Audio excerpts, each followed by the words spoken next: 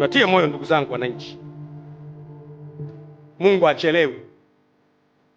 Mungu hachelewi kuitimiza ahadi yake. Utekaji umezidi, maisha ya watu yanaharibika, na Mungu atajibu. Maneno yangu haya ni ya thamani sana, hasa kwa muda ambao nayazungumza.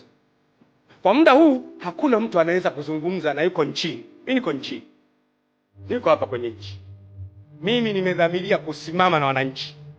Mimi ni mwanachama wa Chama cha Mapinduzi aliyechagua kusimama pamoja na wananchi. Narudia tena, I want it to be very clear.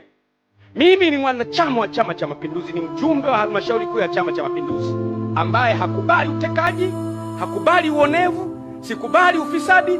Nimedhamiria kusimama na kilio cha wananchi na nitasimama nao mpaka mwisho. Na wanachama wenzangu, mnielewe kabisa kwamba nimedhamiria kusimama na wananchi mpaka mwisho. Tutazame kule mbele.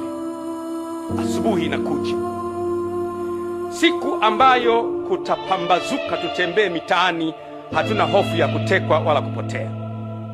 Siku ambayo mtu atakuwa wa thamani kuliko kilomita za barabara ya lami au ya zege. Siku ambayo uhuru wa kuongea na kukosoa utakuwa wazi, utazungumza bila ya kumwogopa mtu. Siku zinakuja. Nataka kuambia asubuhi inakuja. Narudia tena, tutazame kule mbele. Asubuhi inakuja. Haya mambo ya utekaji na kuumiza watu kuna siku yatakwisha, na naamini kabisa yatakwisha. Yeye atakayemwaga damu ya mwanadamu, damu yake huyo naye itamwagwa na mwanadamu, maana kwa sura yangu nilimuumba mwanadamu. Nchi inapoanza kumwaga damu za watu wasio na hatia, wewe Waislamu, wewe Wakristo, wewe hawana dini, nchi inaingia kwenye laana. Watekaji wanaweza kufikiri wako salama. Mimi ni muumini wa Biblia.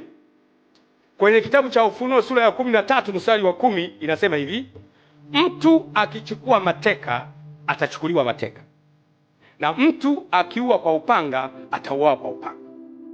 Mambo ambayo umeyafanya kwa watu gizani, mambo yale yale miaka ijayo Mungu ataruhusu wafanyiwe watoto wenu mchana kweupe.